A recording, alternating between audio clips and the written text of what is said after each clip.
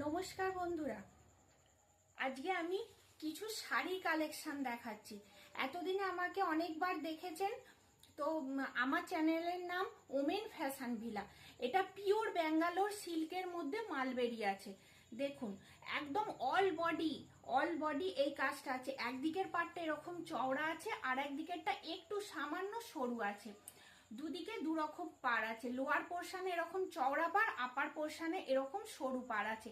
আর all body এরকম বুটা আছে। আর ব্লাউজ পিস আর আঁচলটা যাচ্ছে ব্রোকেটে। এই অল বডি এরকম কাজ পাবেন।